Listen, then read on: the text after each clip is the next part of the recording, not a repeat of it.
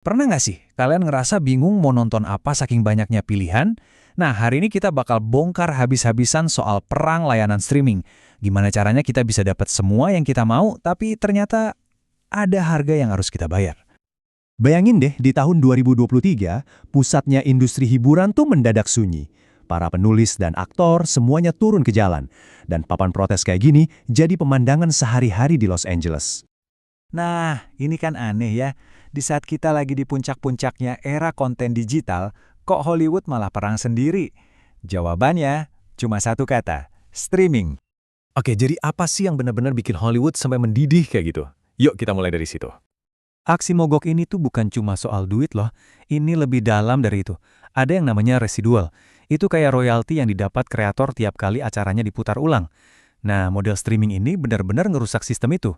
Coba bayangin, acara kamu ditonton jutaan kali tapi kamu cuma dibayar sekali di depan. Nggak adil kan? Belum lagi kesempatan kerja makin sedikit dan, nah ini dia, ancaman AI yang katanya bisa nulis naskah sendiri atau bahkan mengkloning aktor selamanya. Jadi ya, ini adalah reaksi keras terhadap aturan main baru yang dibuat sama raksasa-raksasa streaming. Tapi, buat ngerti kenapa mereka sampai semarah itu, kita harus mundur sedikit. Kembali ke awal mula revolusi streaming itu sendiri. Netflix itu awalnya cuma ide simpel banget, ngilangin denda telat balikin DVD. Tapi mereka nggak berhenti di situ. Mereka berevolusi, masuk ke streaming, terus bam! Mereka bikin gebrakan besar dengan House of Cards. Ini jadi bukti kalau tontonan sekelas film bioskop bisa kita nikmatin dari sofa rumah. Dari situlah, mereka jadi kekuatan yang mengubah dunia hiburan selamanya. Nah, coba lihat perbandingan ini. Kelihatan banget kan bedanya? Di satu sisi, ada blockbuster yang ribet. Harus ke toko, pilihannya itu-itu aja, dan siapa sih yang nggak benci denda telat? Di sisi lain, Netflix nawarin janji manis, kebebasan total. Nonton dari sofa, koleksinya kayak nggak ada habisnya, bayar bulanan simbal. Ini bukan sekedar perubahan, ini revolusi. 50 juta dolar. Angka ini nunjukin betapa rabunnya industri waktu itu. Itu harga yang ditawarin Netflix ke Blockbuster di tahun 2000. Dan Blockbuster, mereka ngetawain tawaran itu. Mungkin ini salah satu kesalahan bisnis paling mahal dalam sejarah ya. Tentu aja, sukses besar Netflix ini nggak mungkin nggak diliatin. Ibaratnya, mereka ngebangunin raksasa-raksasa yang lagi tidur, baik itu dari dunia teknologi maupun media. Semua jadi pengen ikutan main. Dan tiba-tiba, solusi yang ditawarkan tadi malah jadi masalah baru. Dimulailah perang besar-besaran buat rebutan konten, rebutan talenta, dan yang paling penting, rebutan langganan kalian setiap bulan. Perusahaan teknologi mendadak jadi perusahaan media.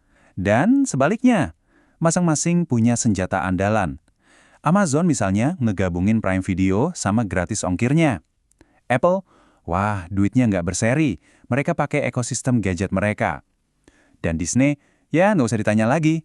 Disney punya harta karun berupa karakter dan cerita dari Marvel, Star Wars, dan Pixar yang udah kita kenal dan suka dari kecil.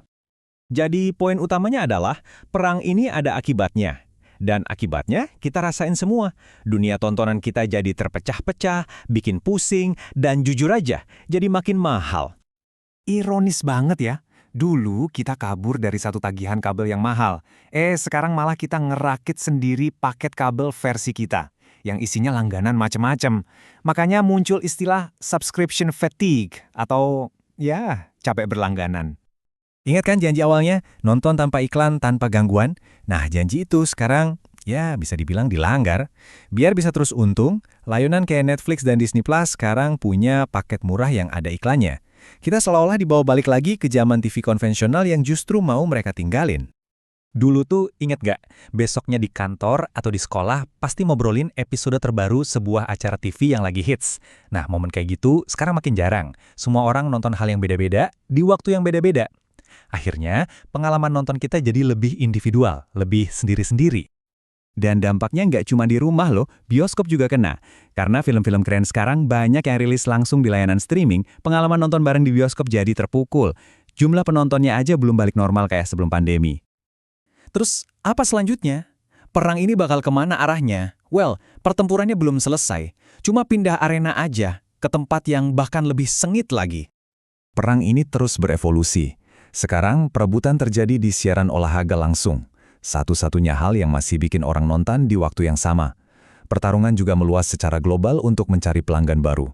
Dan tentu saja, AI. Ini bakal jadi medan pertempuran besar di masa depan. Dan ini mungkin ironi terbesarnya. Buat ngatasin capek berlangganan yang mereka sendiri ciptakan, perusahaan-perusahaan ini sekarang malah mulai bikin paket gabungan.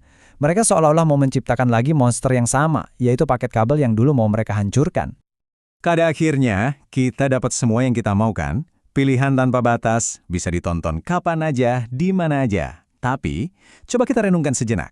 Sambil kita nonton sendirian di kamar, kita harus bertanya, dalam perang memperebutkan perhatian kita ini, jangan-jangan kita justru kehilangan sesuatu yang jauh lebih berharga.